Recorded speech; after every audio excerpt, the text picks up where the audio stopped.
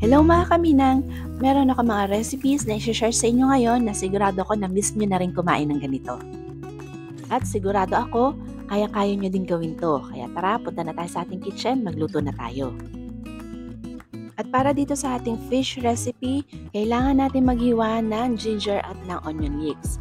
Hiwain nyo lang yan ng maninipis at pahaba katulad ng nakikita nyo dyan sa video.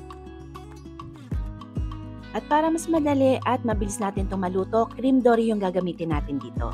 So ito, isi-season lang natin ito ng ground white pepper at lalagyan natin to ng rice wine. Tapos, gawin nyo lang yan sa magkabilang side. Hahatiin ko nga pala yung cream dory ko sa dalawa para magkasya dito sa lalagyanan ko. Pero kung meron kayong lalagyanan na kasya naman yung isang buo, pwede nyo na yan hindi hatiin. At habang ginagawa nga pala natin to kanina, nag-upisa na ako magpainit ng ating tubig para sa ating pag-i-steam. Ayan, ilagay na natin to sa ating paglulutuan. At nakita nyo, malapit na siyang mag-steam. So, takpan na natin yan at i-steam natin yan for 5 to 8 minutes. At habang inaantay natin yan, gawa na tayo ng sauce. Paghahaluin lang natin ang ating light soy sauce at lalagyan natin ng kaunting asukal. Haluin hanggang sa matunaw yung asukal. Pagkatapos, itabi na muna. At after ng ilang minuto, luto na itong ating fish.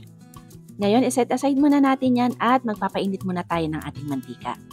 So, yung mantika natin, kailangan mainit na mainit yan kasi i-drizzle natin yan sa ating fish mamaya.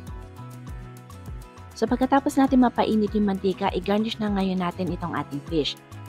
Ilagay na natin itong ating hiniwang luya at leeks dito sa ibabaw ng ating steamed fish. Ayan, pagkatapos, i-drizzle na natin yung ating mainit na mantika dito sa ating fish. At pagkatapos, ibuhos na natin yung ginawa nating sauce kanina.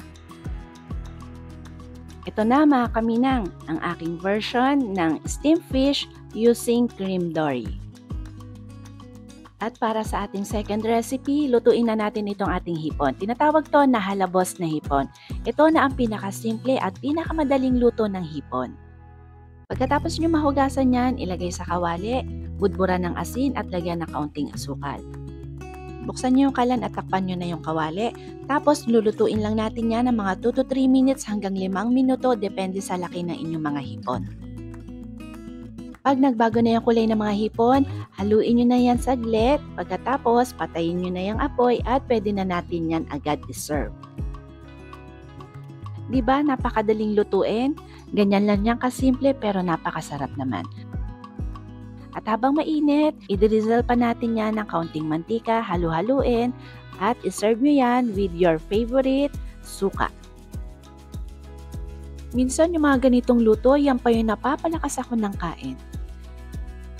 Sana mga kaminang nagustuhan nyo yung dalawang recipe na i-share ko sa inyo ngayon. Kaya kung gusto mo pa ng mga ganitong recipes, don't forget to subscribe. Okay, kain na!